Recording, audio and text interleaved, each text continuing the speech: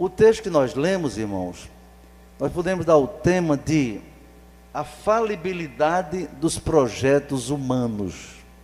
Quer dizer, os projetos humanos, os planos que os homens fazem, o que nós mesmos fazemos, eles são falhos, eles são falíveis, eles podem falhar, podem falir, não é verdade? Podem falir.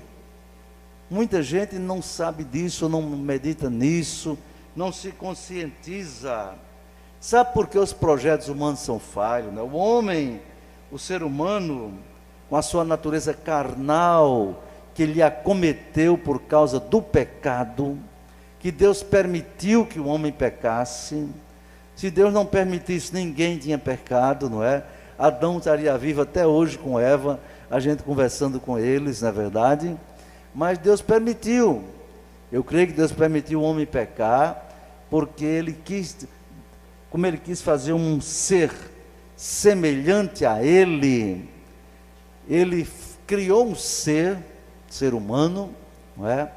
Que tinha a capacidade de livre-arbítrio, tinha liberdade, podia fazer ou não fazer, obedecer ou não obedecer. Adão e Eva tinham essa condição, podiam pecar e podiam deixar de pecar. Por que isso? Por que é que Deus não programou um ser humano no cérebro dele, programado para fazer só o bem, só obedecer a Deus? Deus podia ter feito, mas nem os anjos Ele fez assim. Está vendo? Nem os anjos Deus fez assim, com esse direcionamento, entendeu? Somente para fazer o que Deus quisesse, não. Ele quis se cercar de criaturas lá no céu, e depois aqui na terra, criaturas suas que tivessem liberdade para adorá-lo, para servi-lo, não por obrigação, não é? Ou por programação no seu cérebro, mas para que o servisse com amor, com consciência, sabendo que podia deixar de fazer, mas não podia deixar de fazer o bem, mas não deixou, sabendo que podia fazer o mal e não faria. Foi por isso. E a única explicação que nós temos, não é? Porque Deus permitiu o homem pecar, é porque Ele disse: façamos o homem à nossa imagem, segundo a nossa semelhança. Que se fosse um homem programado, bitolado, não é? Só para fazer o que Deus queria, não podia ser semelhante a Deus. Não podia. Ele não teria livre-arbítrio, ele não teria liberdade. Mas Deus tem liberdade, Deus é livre para fazer ou deixar de fazer, não é? Por isso é que ele diz: se Deus fizer, Ele é Deus. Mas se Ele não fizer, Ele também é Deus, não é? Não deixa de ser Deus. Uma das características dele é a liberdade, onipotência, onisciência, onipresença, e na sua liberdade, do seu ser. Então o homem tinha que ser livre. Agora, sendo livre, Deus deu a ele responsabilidade, limites. Olha, está aqui, tudo está aí à sua disposição. Você só não pode comer daquela árvore ali. Era o meio de prova para a liberdade do homem. A essa altura já existia o maligno, não é? Já. Ele já tinha se rebelado com os anjos lá no céu. Os anjos tinham livre-arbítrio também. Alguém me pergunta se eles continuam com livre-arbítrio. Sinceramente, eu não sei responder. Eu acho que continuam. Eu acho.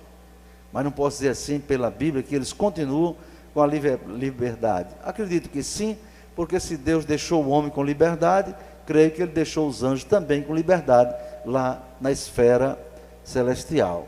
Não é verdade? Agora, esse pecado que o homem admitiu, praticou, incutiu nele a natureza carnal. E uma das características dessa natureza carnal é a soberba, irmãos, a presunção, o orgulho, a ponto de o homem se julgar, ser competente, ser capaz de fazer tudo o que ele quiser, usando sua liberdade, não é? Tudo que ele quiser, sem dar satisfação a Deus. E aí ele comete um gravíssimo equívoco, que só tem trazido prejuízo para o ser humano. É muito comum, não é? As pessoas fazerem seus planos, plano de casar, plano de estudar, plano de ter um empreendimento, de fazer viagem, etc., e não se incomoda com Deus. Acha o seguinte: não, Deus me deu condição, eu vou fazer, não é pecado, digamos assim. Alguém pensa, o que eu vou fazer não é pecado, então é como se dissesse, não tem que dar satisfação a Deus. Cuidado, isso é um equívoco muito perigoso, não é verdade? Então, quando os homens, de um modo geral, fazem seus planos sem levar em consideração a vontade soberana do Criador do universo, do ser humano, a tendência é fracasso, tendência a prejuízo. Isso foi uma introdução. Primeiro ponto: por que os projetos humanos são falhos, são falíveis? Temos algumas respostas com base na Bíblia. Primeiro, porque muitos planos e projetos, nascem da soberba, do orgulho do homem. Viu? Quer ver um exemplo? O rei Nabucodonosor foi um rei da Babilônia, não é? Um grande império mundial. O mundo conhecido de então foi governado por Nabucodonosor. Foi o primeiro império gentil, ou seja, fora de Israel. O primeiro império gentil foi Babilônia. Olha, meus irmãos, aquele rei cresceu tanto, seu reinado se espalhou por todos os lugares, diz a Bíblia, 127 províncias, que ia até a Índia, tanto lugar, Etiópia, tudo. Se expandia pela Europa também, pela África, não é? Então ele cresceu muito, e seu reinado crescendo muito, uma coisa que dominou a mente dele foi o orgulho, Foi o orgulho, ele imaginava, eu sou o grande governador do mundo, não é? E então, fazendo isso, ele achou que era o tal, ele não dava satisfação para ninguém, está entendendo? Ele se via lá os seus deuses falsos e não deu satisfação ao Senhor dos céus e da terra. Então muitos projetos são criados pela soberba, pelo orgulho, viu? E faz as pessoas se julgarem autossuficientes na sua vida, nos seus talentos, no seu futuro. Então muitos fazem planos e projetos, não é? E pensam que amanhã, é como se eles tivessem o controle do amanhã. Ninguém tem o controle do amanhã. Só quem tem o controle do amanhã é o Deus Criador dos céus e da terra. Só quem tem o controle do tempo é Deus. O homem não tem o controle do tempo, meus irmãos. Não. Só Deus é que tem o controle do tempo e da história também, não é? Já vi, por exemplo, essa pessoa não está mais apresentando o programa de TV, mas dizia, quando terminava o programa, dizia, até amanhã, com certeza. Até amanhã, com certeza. E eu dizia para as pessoas que estavam ao meu lado, você está vendo o que essa mulher está dizendo? Até amanhã, com certeza. Ela não diz se Deus quiser, ela diz com certeza. Preste atenção que um dia ela vai parar de dizer isso. Passaram-se alguns anos e aquele programa saiu do ar e aquela apresentadora também, não é? Aliás, raríssimos deles dizem se Deus quiser. Por quê? Porque eles não são cristãos, eles não obedecem a Deus, mas acham que não é correto, não fica bem para um jornalista dizer se Deus quiser, um médico dizer se Deus quiser, um engenheiro dizer que se Deus quiser. Então, quanto mais culto o homem, mais cultura ele tem, sabedoria humana, mais incrédulo ele fica, ou mais orgulhoso ele fica. Isso é muito ruim, muito perigoso. Vamos ler o Salmo 19, versículo 13. Salmo 19, versículo 13. Este culto está sendo transmitido, viu? pela internet, e tem alguém que está até fazendo transmissão ao vivo. 19, versículo 13. Vamos ler o 12, porque o 12 dá razão para o 13. 19, 12. Vocês leem comigo, tá certo? Para ninguém ficar aí conversando. 12 e 13. 1, 2. Quem pode entender os próprios erros? Expurga-me tu dos que me são ocultos. Também da soberba guarda o teu servo, para que não se assenhoreie de mim. Então serei sincero e ficarei limpo de grande transgressão. 14. Sejam agradáveis as palavras da minha boca e a meditação do meu coração perante a tua face, Senhor, rocha minha e libertador meu. Guarda-me da soberba, guarde-me do orgulho, porque o orgulho, irmão, surgiu na rebelião de Lúcifer, viu? O soberbo é um tipo do pecado que surgiu nas regiões celestiais. O orgulho, a presunção, eu serei igual a Deus, eu subirei e me assentarei no trono de Deus. Lúcifer pensou isso. Então, quando você vê uma pessoa muito orgulhosa, ou na igreja, ou lá fora, ele está dominado por aquilo que eu chamo de síndrome luciferiana. Oh, coisa triste, né? Síndrome luciferina ou luciferiana. Orgulho, eu sou tal. Cuidado. Até o mosquito da dengue pode acabar com uma pessoa assim, não é? Mosquitinho da dengue, um bicho pequenininho, picou camarada. Mosquito da zika, da febre zika, né? Pode matar uma pessoa de repente. Então não adianta ser orgulhoso, não. Eu vi na internet e até eu postei no Facebook, né? Eu vi assim, uma foto com um bocado de esqueleto. Sabe que é esqueleto? Tudo branquinho, né? Aí tinha uns 6 esqueletos assim.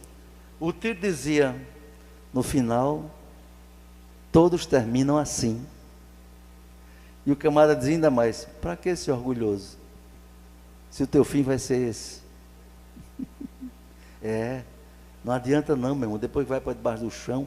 Pode ser rico, pode ser pastor, pode ser ignorante, pode ser doutor, pode ser analfabeto, militar, civil, sei lá o que for. Está entendendo? Quando os bichos comem o corpo, todo mundo fica igual ao esqueleto. Então não adianta ficar orgulhoso não, viu? Só vai haver diferença, sabe quando? Na ressurreição. Na ressurreição os salvos ressuscitarão em corpos gloriosos, semelhantes aos corpos de Jesus ressuscitado. Dê glória a Deus por isso. Aí, aquilo que era esqueleto velho lá, não é? Vai se recompor e se ser transformado pelo poder de Deus, e transformado num corpo semelhante ao de Jesus, quando ressuscitou. Não era um corpo material. Você já viu a matéria, não é? Imagina um corpo atravessar uma parede dessa, as portas fechadas, e a pessoa passar pela porta sem nada impedir. Assim era o corpo de Jesus, corpo glorioso, um corpo espiritual, não é? Aquele mesmo corpo humano que foi sepultado, ressuscitou de uma forma gloriosa, capaz de atravessar as paredes sólidas, capaz de se deslocar no ar, sem precisar de avião, de nada disso. Aí vai ser a vitória quando Paulo diz assim, tragada foi a morte na vitória. Onde está a morte, a tua vitória? Onde está o teu aguilhão? O único que pôde dizer isso até agora foi nosso Senhor Jesus Cristo, não foi? Ele pôde vencer a morte, vencer o diabo, vencer o mundo, vencer o pecado, vencer tudo. E essa promessa é para nós que fomos fiéis, tá certo? Então não vale a pena ser orgulhoso. Faça a oração, Davi, Senhor, me guarda do orgulho, me guarda da soberba. Olha, irmão, uma coisa perigosa na igreja é crente orgulhoso. Qualquer pessoa lá fora orgulhosa já é feio. Deus não se agrada. E na igreja aí que não dá mesmo. Não dá mesmo. Deus me guarde. Olha, eu vou dizer uma coisa a vocês aqui que não devia nem dizer. Eu já ouvi falar de pastor, que é tão difícil falar com ele, que a irmã disse, eu fiz primeiro uma oração em jejum para falar com ele. Tenho tanto medo que orei e jejuei para falar com ele. Deus nos guarde, irmão. Deus nos livre. Será que as pessoas tinham medo de falar com Jesus? Hein? Será que alguém tinha medo de chegar perto de Jesus? Não. Sabe o que ele disse? Vinde a mim, todos vós estáis cansados e oprimidos, e eu vos aliviarei. Tomai sobre vós meu jugo e aprendei de mim, que sou manso e humilde de coração, e encontrareis descanso para vossas almas. Dê glória a Deus por isso, não é, irmão? Então, meu irmão, não quero ser orgulhoso não, porque você é filho de Deus, é irmão de Jesus. Jesus não era orgulhoso. O fariseu queria logo jogar pedra. Ele pegava logo pedra para jogar em pecador, porque aquela pobre daquela mulher foi encontrada no adultério, no ato adulterando. Eles liberaram o adúltero, mas a mulher arrastaram pelos braços, pelos cabelos, pelas pernas, para levar perante Jesus. Vamos ver o que ele diz agora. Quero ver se esse Galileu aí, ele cumpre a lei ou não. Se ele disser que essa mulher não vai ser apedrejada, está feia a situação dele, porque todo mundo vai ser contra ele. Aí Jesus lá diante daquela multidão, falando, aí chega aquela confusão, né? A mulher gritando, coitada, sabendo que ia ser apedrejada. Você vai ser apedrejada, miserável, adúltera, entendeu? Imunda. Não tinha jeito, ela ia ser apedrejada. Se no lugar de Jesus tivesse um fariseu, viu? Ela ia ser apedrejada, não tinha jeito, a história era outra. Aí Jesus, de repente, eles interromperam o discurso de Jesus, interromperam o sermão, dizendo: mestre, ele parou, o que é que está vendo? Esta mulher foi apanhada no próprio ato adulterando, e a lei diz que elas devem ser apedrejadas, e tu que dizes? Jesus podia ter dito: manda brasa, manda pedra. Jesus calmamente disse: é verdade, a lei diz isso mesmo. Então, quem de vocês estiver sem pecado, comece a jogar a pedrada. E ficou escrevendo no chão lá, não sei o quê. Diz a Bíblia, enquanto Jesus escrevia no chão, a Bíblia não diz o que era não. Os fariseus foram se afastando um por um, a começar dos mais velhos. Foram dando no pé. Não sei o que Jesus escrevia. Diz alguém, aí eu até posso admitir, que Jesus estava escrevendo assim: ladrão, adúltero, mentiroso, corrupto. Acho que eles olhavam assim: vamos cair fora daqui logo, senão ele vai descobrir os pecados da gente, vai ficar feio para a gente. A gente é que vai ser apedrejado, vamos cair fora logo. Jesus não era orgulhoso, irmão. Ele só foi duro, ele foi grosso, sabe com quem? Com os fariseus. Ai de vós, escribas e fariseus hipócritas, vocês parecem sepulcros caiados, por fora é bonito, mas por dentro é só nojo. Agora, com mais ninguém, irmão, com os pecadores, Jesus usou de misericórdia, Jesus usou de compreensão, com os pobres ele tratou tão bem, não é? Cuidado para a gente não cometer o pecado da acepção de pessoas. A pessoa é rica, então bota lá em cima. A pessoa é pobre, deixa para lá. Não podemos fazer isso. Diante de Deus, ele avalia as coisas de uma maneira bem justa, bem reta, não é verdade? Leia também Jeremias 49:16. Depois do Salmo, você vai passando, aí tem Isaías, entendeu? Isaías e tal. Depois de Isaías vem Jeremias 49:16, que é que está escrito ali.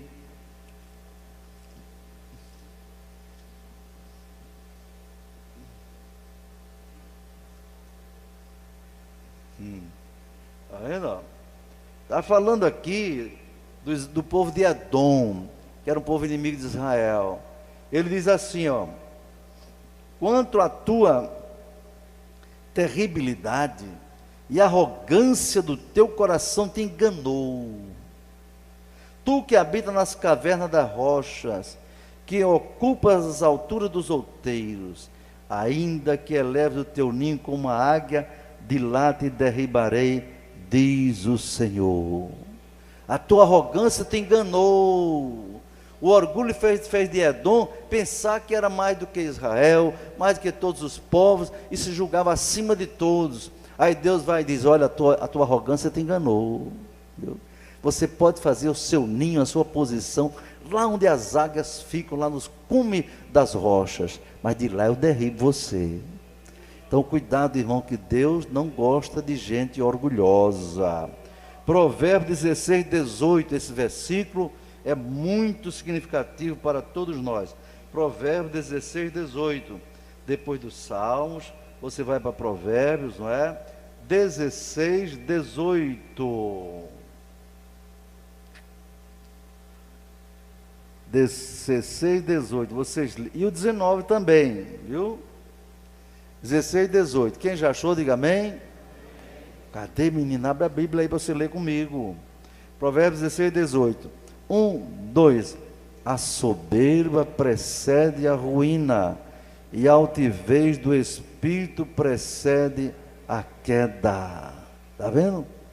Que precede, dizer, vem na frente. O orgulho, a soberba, depois da soberba vem a queda. Vem a queda. Então é preciso ter muito cuidado, porque a queda vem. Eu já vi muitas pessoas, obreiros, crentes, as pessoas muito, às vezes, uma posição tão boa, não é?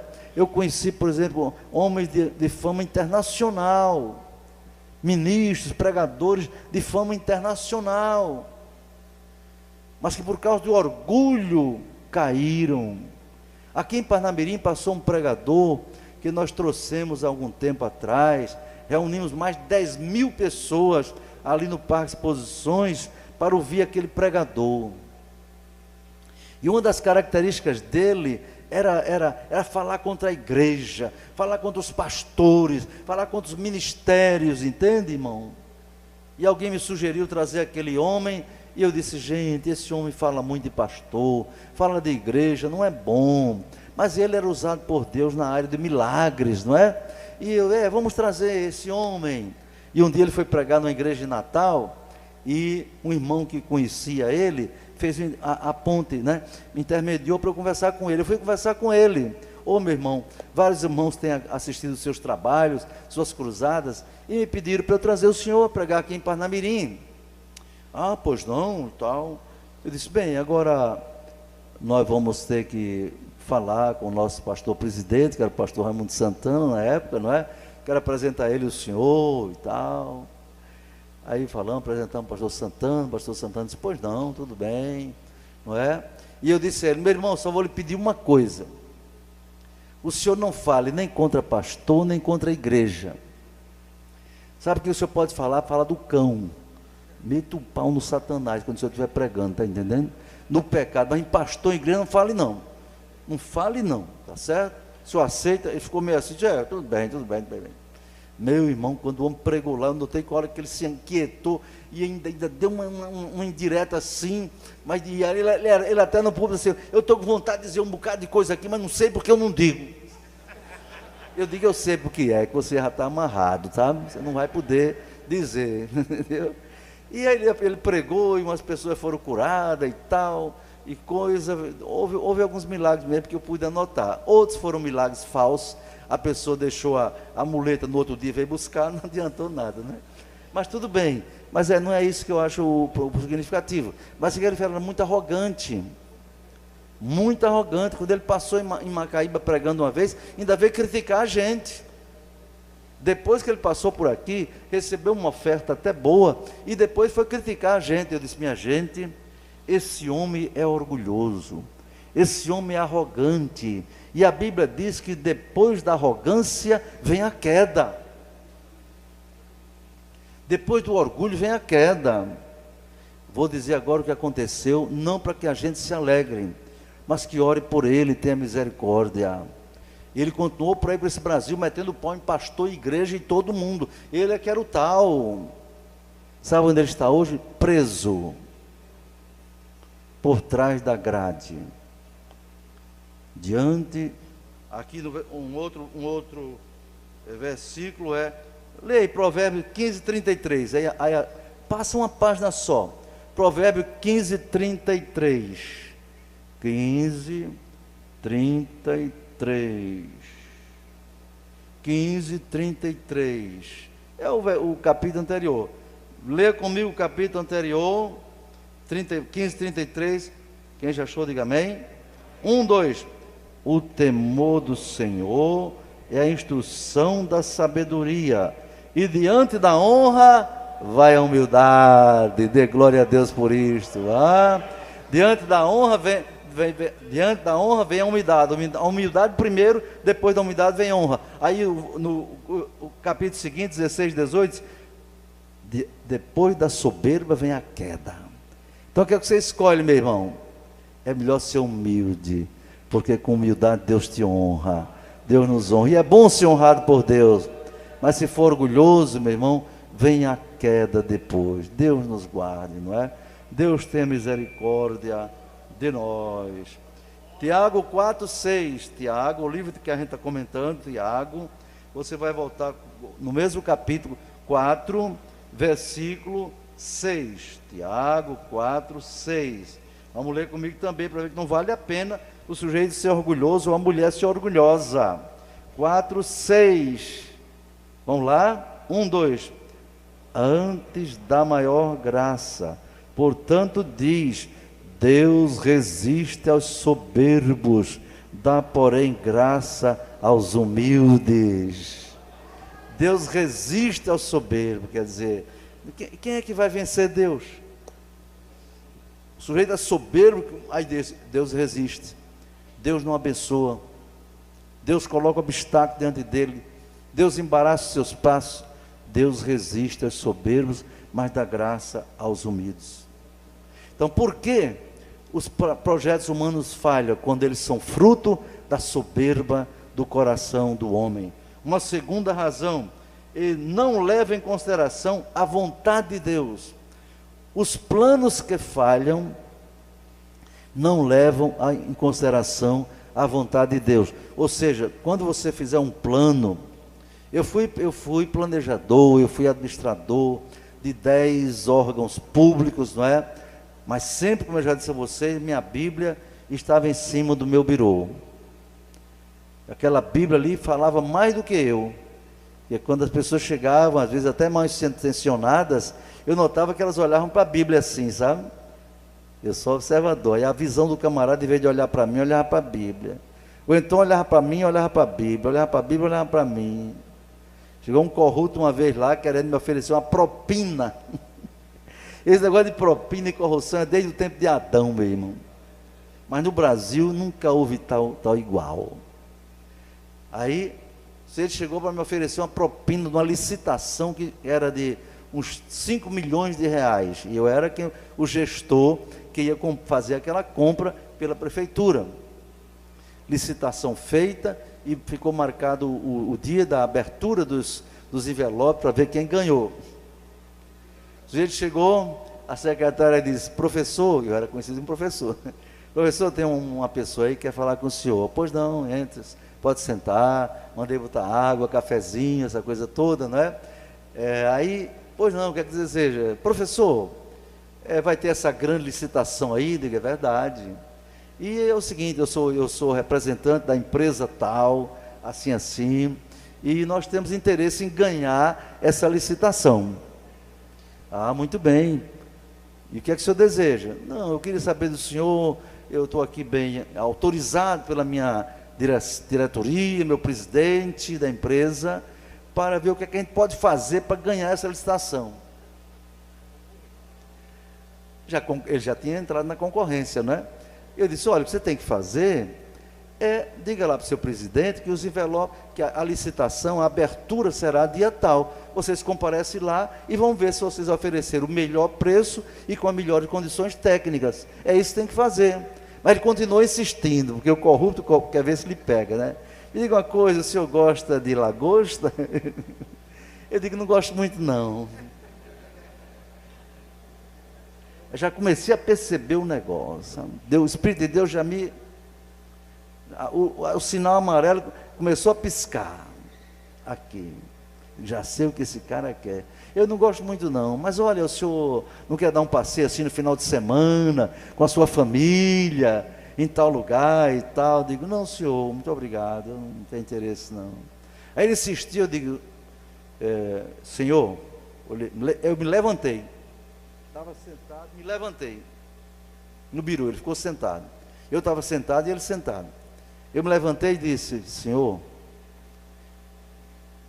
está vendo aquela porta ali? O senhor entrou? Tenha bondade, queira se retirar. Ele foi embora. Viu? Não pode se brincar com isso não, meus irmãos. Não se brinca com essas coisas, viu? Porque Deus não se agrada, viu? Deus é quem nos guarda, a gente tem que fazer a nossa parte. Então isso é coisa do inimigo. Se eu fosse orgulhoso e quisesse ganhar dinheiro, hoje não tinha essa história para contar. E não foi só essa vez não, foi outras. Eu fui considerado um cabra muito chato nesses órgãos públicos. Me denunciaram até para o senador lá em Brasília. Mandaram carta dizendo que eu queria fazer do órgão público um quartel. Aquele sujeito baixinho quer fazer um quartel ali. Quando o secretário leu para mim, eu digo: o senhor é que sabe. Se eu não valho aqui para essa repartição, pode me dar as contas. Sabe o que ele me disse? De forma alguma, Elinaldo. Essa carta é um elogio para você. Que a carta dizia que eu estava entravando as coisas, estava impedindo as coisas, né? É porque lá naquela repartição é o seguinte: chegava um vereador, um político, entrava na porta da frente, saía atrás, falava com os funcionários, levava o processo para casa. Eu digo: epa, aqui não. Aqui não. Para entrar tem que falar comigo primeiro. Pronto. Aí ficaram com raiva de mim, me denunciaram em Brasília. Não tem problema. Não tem problema. Você quer dizer: não, o que você está fazendo lá, que os cabas estão com raiva de você? Eu contei. Não, então você está certo. Você está me ajudando e tal. Foi cada coisa interessante que Deus permitiu eu passar, meus irmãos. Mas Deus me deu vitória, viu? Então, queridos irmãos, as pessoas não levam em conta a vontade de Deus. Como? Eu coloquei aqui: governantes soberbos, governantes orgulhosos, governantes soberbos. Há governantes que se julgam onipotentes, irmão. Onipotentes, porque tem o poder na mão, poder político, tem a caneta para assinar, para distribuir verba, para abrir oportunidades, etc. Eles se julgam onipotentes. Nós temos nessa história mais recente exemplos muito bem claros disso. O partido que governou o Brasil há pouco tempo, ele tinha um projeto para 50 anos no mínimo. E organizaram, prepararam um esquema tão bem feito, que eu só posso analisar hoje que eles tiveram uma inspiração no diabo. Pense numa coisa bem organizada. Foi esse projeto de poder e de governo que aqueles partidos e os seus aliados trouxeram. Sabe qual foi a visão deles? Nós vamos atender aos pobres. Tem tantos milhões de pobres do Brasil e todos esses pobres são eleitores. Então a gente atende a eles com comida, com casa, com escola, e esse povo vai ficar satisfeito. Alguém gravou numa reunião deles, quando um desses líderes que estão na cadeia hoje disseram: você já pensou? São 41 milhões de eleitores no Bolsa Família. A gente não perde mais eleição. Isso está gravado. Olha o plano, olha o plano. A gente vai ficar muito tempo no poder. A gente atende os pobres, entende? E os pobres aqui, não importa, quem dá voto é os pobres mesmo. A massa precisa de comida, de escola, tudo isso. E fizeram esses programas sociais, que aliás não é do governo deles, veio do governo anterior, FHC, não é? Fernando Henrique, etc. E aí o plano deles era esse: ficar todo o tempo, muitos anos se revezando, entende? Passando para um, passando para outro, se mantendo no poder. E esse esquema não era só para o Brasil não, era para a América do Sul também, não é? Criaram uma organização chamada Fórum de São Paulo. Naquele Fórum de São Paulo se reuniram Fidel Castro, Lula, Chávez da Venezuela, entende? E outros ditadores aqui da América do Sul, e criaram um esquema de fazer a grande pátria socialista da América do Sul. Era o plano, era o projeto. E a coisa estava andando, e a coisa estava andando, e a coisa estava andando. Até que um dia, num posto de gasolina, que tinha um lava-jato, lavado de carro mesmo, alguém denunciou, tem um sujeito ali que tem tais e tais planos. A Polícia Federal foi em cima, pegou o camarada num lava-jato. Daí o nome dessa operação tremenda chamada Lava Jato, porque começou no Lava Jato. E do Lava Jato, aí a coisa foi. Aí uma coisa foi descobrindo outra, está aí. Não terminou ainda não. E eu oro a Deus para tão cedo não termine, passe o Brasil a limpo, tire esses corruptos, meus irmãos, que comeram o dinheiro do povo, do pobre, de todo mundo, não é? Faltando dinheiro para a educação, para a saúde, para a segurança, para tudo, e eles tudo ricos. Qual deles ficou pobre? Falam contra o regime militar. Eu fiz parte daquela época da Revolução. Qual foi o general que saiu rico? Hein? A turma jovem não sabe disso. Nenhum general daquele saiu milionário, nem a família dele. Mas essa gente aí, que se aproveitou do Brasil nesse esquema de corrupção, está tudo rico, meu irmão. É tanto dinheiro que eles devolvem 200 milhões. E o que ficou para lá? Sabe o que é isso? Esses planos eles fizeram, porém, não levaram em conta Deus. Aliás, a maioria deles é ateu, materialista, de origem comunista. Não levaram em conta Deus. Eles seguiram a inspiração e orientação do diabo. Resultado, esses homens, como eu digo aqui, ante a incerteza do futuro, esses empresários, esses governantes, preste atenção que eu escrevi aqui, ao invés de consultarem a Deus, estão buscando os tarôs, os búzios, os duendes, os videntes, os cartomantes, os feiticeiros. Sabia? Sabia disso? Lá no Planalto, no governo da senhora Dilma, eu estou falando para a internet, pode anotar. Uma irmã que não é da nossa igreja, ela não é da nossa igreja, era uma pessoa política em Natal, e precisou de uma verba lá no Planalto, foi lá, só que aquela pessoa já tinha aceito a Jesus numa outra igreja batista, uma igreja batista. Quando ela chegou lá na igreja, lá no Planalto, preste atenção, não é conversa de ouvir dizer, se quiser eu trago ela aqui para dar o testemunho. Ela disse para mim e para outros pastores: olha, irmãos, eu fui muito perseguida, eu fui ao Planalto buscar recursos, eu apoiei a senhora Dilma. Quando eu cheguei lá, o secretário dela me chamou e disse: vem cá, senhora, tem uma pessoa que está precisando falar com a senhora. Observe que o que foi que ela viu não tem nada a ver com política, nem com o governo. Ela disse: quem quer falar comigo? A senhora, desce aqui. Disse que eu não sabia não. Lá tem um elevador que desce para um subsolo. Ele foi com ela até lá, numa sala. Quando abriram a porta da sala, tinha um pai de santo, todo paramentado, com aqueles colares, aquelas vestes todas. Ela olhou assim, aí ele disse, o secretário da ex-presidenta: pronto, esse senhor quer falar com você. Ela olhou assim, ela não é da igreja pentecostal não.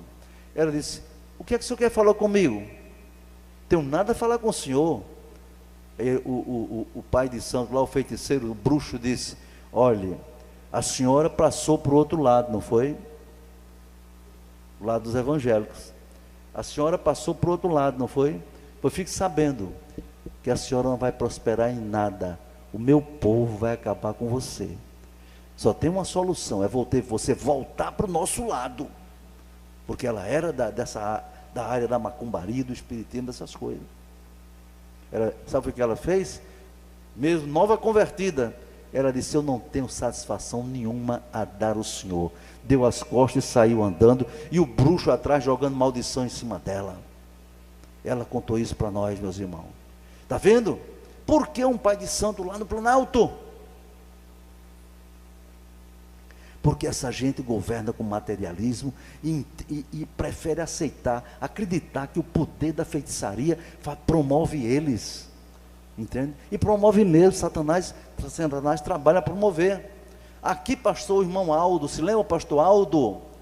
Não é? Que foi assessor da Globo, da Rede Globo, de televisão. Essas novelas que tem por aí, que algumas irmãs assistem, dando ibope a Satanás. Ele disse: eu fui bruxo da Globo, era pago para fazer macumba, fazer feitiçaria, antes de lançar uma novela, para que aquela novela tivesse muito sucesso. E disse: eu participei do sacrifício de crianças. O demônio pedia que sacrificasse 2 meninas, 3 crianças, ou uma virgem. Está vendo? E nós fazíamos isso. Ele mostrou aqui num telão: no Brasil desaparece 5.000 crianças por ano, e grande parte desaparece oferecida a Satanás. E sabe como foi que ele deixou de ser bruxo? Um dia ele disse: em Recife, eu fui designado pelos demônios para fazer um trabalho lá, e para ser bem sucedido precisava matar uma virgem adolescente de 13 anos. Estão lembrados disso? Quem se lembra disso que ele contou aqui? Alguns se lembram.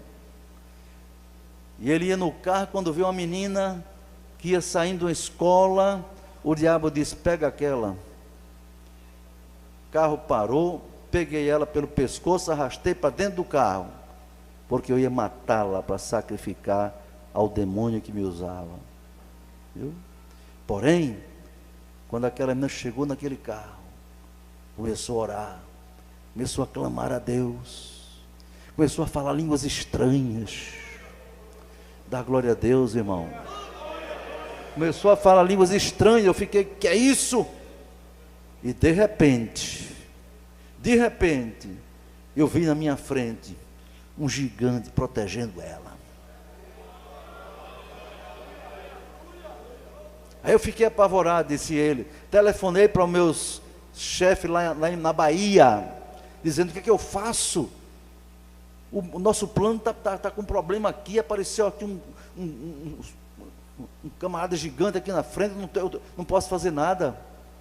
Ele disse: como é? É assim. Aí sabe foi que o bruxo da Bahia disse, o chefe dele: não adianta, com esse aí ninguém pode, porque esse veio lá de cima. Dê glória a Deus. E eu tive que libertar a criança, soltar, porque ele disse: não adianta não, esse aí tem mais poder. Sabe o que foi? O anjo do Senhor que desceu para livrar aquela menina crente pentecostal, uma serva de Deus. Aí ele disse, aí ele chegou ao cruzamento: ponto, se os meus guias, os que me usam, não têm poder para vencer esse ser, eu não quero mais ser disso. E entregou a sua vida a Jesus. Então perceba, o diabo age na política, age com governantes de diversas áreas, age nas artes, na cultura, etc. Então, meus irmãos, devemos orar a Deus para que esses homens reconheçam a grandeza de Deus, porque se eles não reconhecerem, eles não vão ser bem-sucedidos, entendeu? Eles são usados pelo demônio, pelo maligno, que Deus nos guarda. Por isso que temos que orar pela nossa nação, viu? Ele tem enganado a muitos. Daniel 4, 29, vamos abrir lá a Bíblia para terminar agora, nesse ponto. Daniel 4, 29, Ezequiel, é depois de Ezequiel. Daniel 4, glória a Deus, versículo 29, diz aqui a palavra do Senhor, glória a Deus.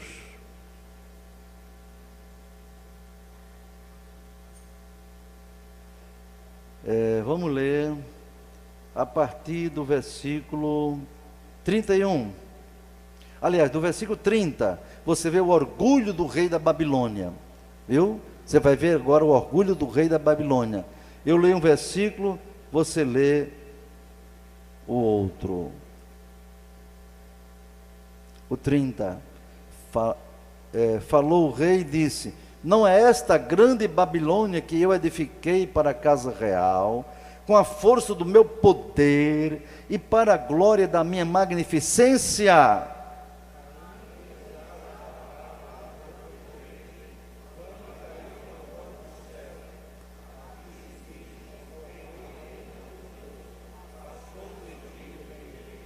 E serás tirado dentre os homens, e a tua morada será com os animais do campo.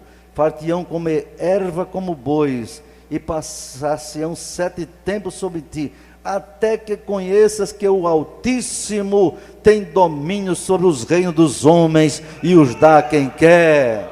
Dê glória a Deus. Deus dá por concessão ou permissão, viu? Mas o poder pertence a Deus. Não há autoridade no mundo, meu irmão, que seja exercida sem ter permissão de Deus.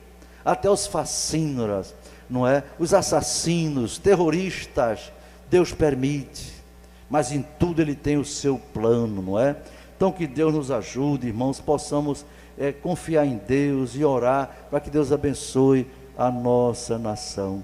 Então ficamos aqui e continuaremos na próxima reunião doutrinária, se Deus quiser, viu? Glória a Deus.